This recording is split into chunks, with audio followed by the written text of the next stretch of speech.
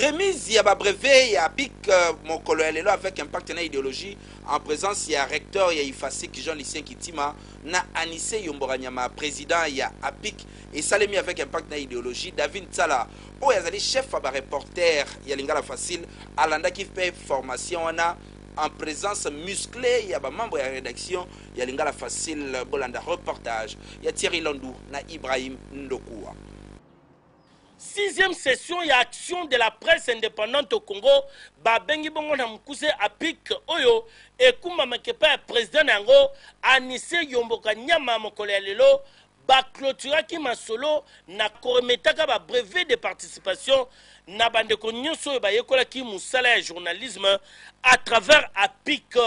Ezalaki pe lisusu occasion pour na Lingala Facile ya kobimisa moko ya ba lauréat na kati ya APIC na kombo ya David Tsala chef reporter na Lingala Facile oyo pe anaki chef de promotion azui brevet na de mérite liboso ya Jimmy Mukendi RC ya Lingala Facile avec impact pe idéologie nyonso eleki malamu.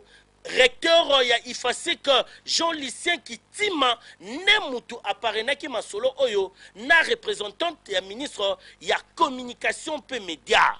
Dès le départ, on a soutenu le projet APIC tout simplement parce que dans le cas vie, il faut qu'on se ressource leur nyonso.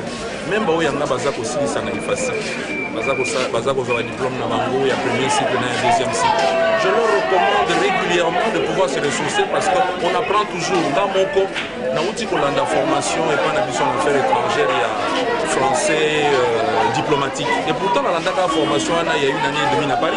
Mais tant on est qu'on a 15 jours durant, on est pour découvrir le bilo comme nous sommes à parité.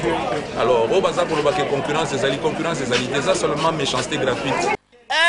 Apiko bozali komona et sali 6 sessions mokoka oyo esi ebimisi ba professionnel indépendant na makambo tali journalisme en République démocratique du Congo. Match ezano nous bien Anissé Yomboranyama continuer musala pour te sengeli mboka ezala pe na bato ya mayele ya boye. Terrible.